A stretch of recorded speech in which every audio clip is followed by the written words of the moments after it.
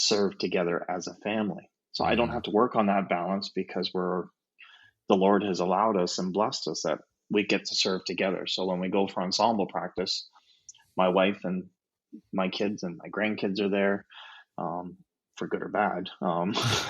It doesn't always make the practice go better, but there is Uh, more joy there, and right. they can see you serving, and especially if you have the right spirit for serving. And that's probably one of my greatest joys, is being able to serve along with my family, and my family participating in service with me. We go visiting together. We serve in the music ministry together. We serve at church together.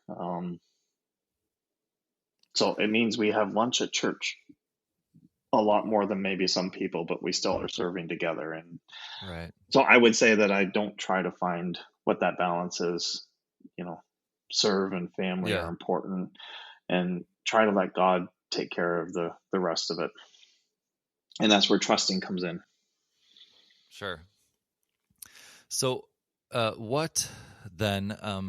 One of the questions I've heard a lot, and it seems that men have a hard time answering this question, maybe more specifically.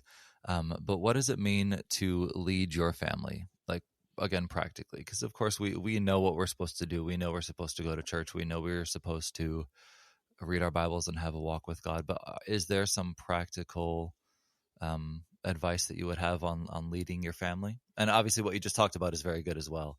But anything maybe in addition to that?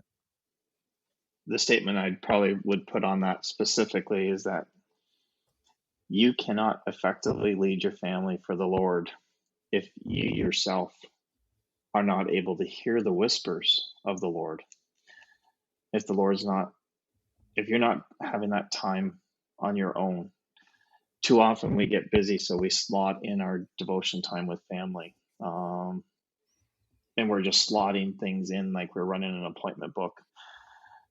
God doesn't speak to us that way through appointment books. And Mm, if we're not able to hear the whispers, we're looking for the attention where God shakes us to get our attention, like the uh, fire, the earthquake, the wind.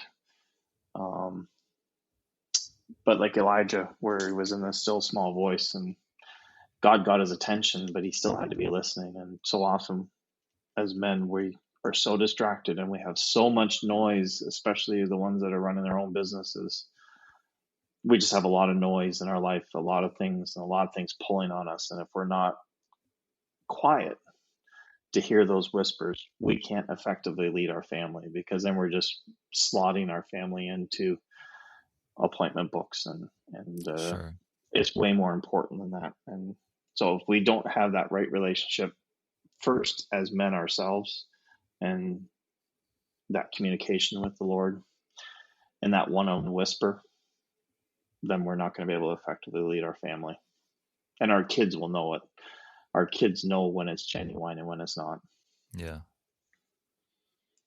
Yeah, it sometimes we get, I think, and I get into that mindset too, like, and I imagine you as well, especially with running a business, that like activity, and even looking at the service thing as a, okay, well, like I'm leading my family because I'm taking them to serve, or because we are doing something.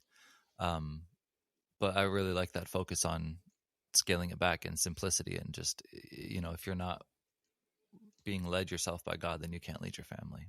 Right. Otherwise, they just see that it's what we're supposed to do. Um, and I want them to know that it's real. I want them to know that uh, how marvelous his works are, and what he's done in our life. And that's why I think today's day and age, we're such a prone, our default position is to complain, and we look at our problems, and especially now, you know, Sure. we kind of have a rule in our house right now that if anybody talks about coronavirus, um, we immediately have to give a praise for something, because we can't allow our default position of complaining or focusing on our problems to be greater than his goodness in our life. And um, as a people, we don't praise God enough. And, Right. you know, I don't want, I would love for my grandkids to come and sit on my knee and ask me, what did God do today, Grandpa? Not, be focused on what did the soybean markets trade, or what did the stock market do, or what did the dollars do, or are we going to get rain today? I want them to have that mindset to ask, what did God do today? And then if they do ask me, what is my response? Do I have a response of what did God do for me today? Or am I so focused on all the distractions of life and the things that get pulled that I can't even think of something that God's done for me today? Mm.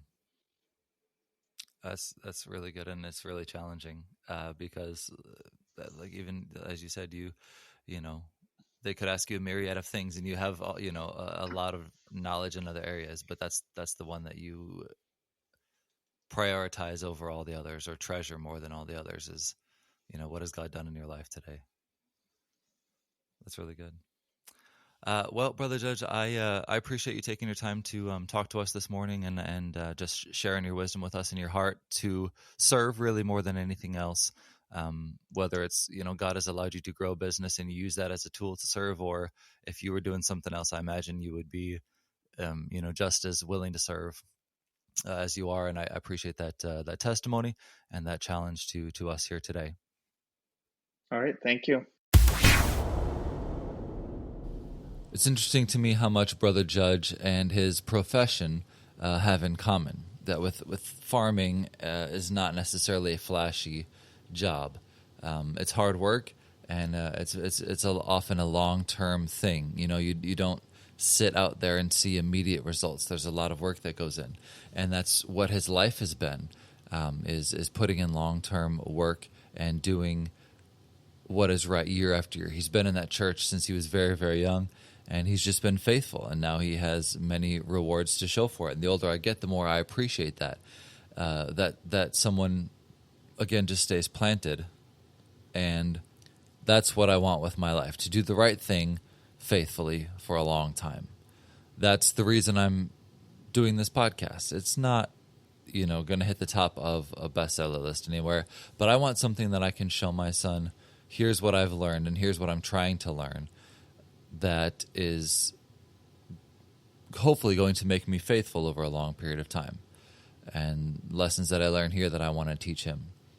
But being planted and being faithful and just doing what you're supposed to do, not doing the flashy thing, not doing the newest and brightest thing. And as a younger man, I know sometimes I still struggle with that. But Brother Judge challenged me to be faithful. He also challenged me about integrity and doing what is right, even when what is not right might be more profitable or more fun or any number of things, but doing what is right, no matter what, that integrity, and I really appreciated that. And then, of course, he talked about going through his struggle with his farm and the things that he had to deal with there, and learning to lean on God more closely.